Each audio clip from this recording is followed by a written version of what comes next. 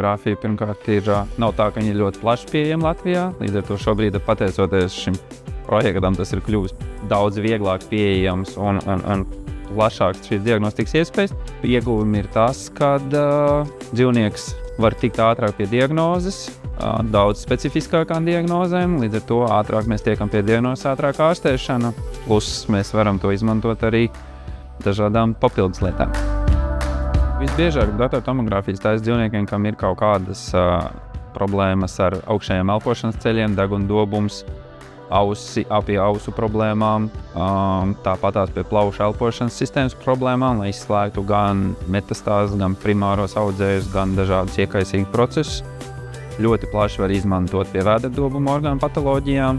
Protams, jārēķinās, ka tas ir jākombinē kopā ar citiem izmeklējumiem, kā arī pie dažādām muskuloskeletālajām saslimšanām, īpaši, kas saistīts ar gūžu un elkoņu displāzijām suņiem, lai diagnosticētu precīzi, kā arī atsevišķos gadījumos pie dažādām mugurkaulu problēmām, kaulu iekaisumiem, kaulu audzējiem un dažādām šāda veida patoloģijām.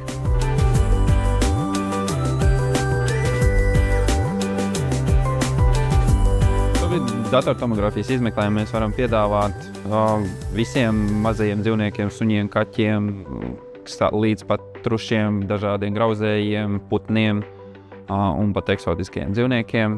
Šis pakalpojums ir pieejams. Tajā brīdī, kad ārstējušais ārsts izlemj, ka dzīvniekam ir vajadzīgs veikt datortomogrāfiju, daktars aizpilda mūsu mājaslapā pieejamo references formu jeb nosūtījumu, ar attiecīgi aizpilda visas prasības par izmeklējumu par dzīvnieku un dzīvnieku īpašnieku. Dzīvnieku īpašnieks piesakās to reģistratūru uz izmeklējumu un attiecīgi pirms izmeklējuma vismaz 6 stundas pirms izmeklējuma dzīvnieks nav barots, jo izmeklējums notiek pilnā anestēzijā. Izmeklējumu mēs rēķinam aptuveni stundu.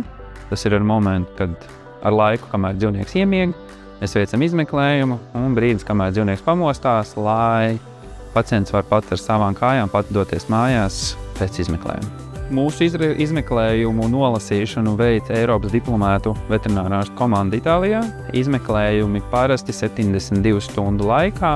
Atbildes tiek izsūtītas ārstējušam ārstam e-pastā un arī, ja saimnieks ir atstājis savus kontaktus, izsūtīt saimniekam.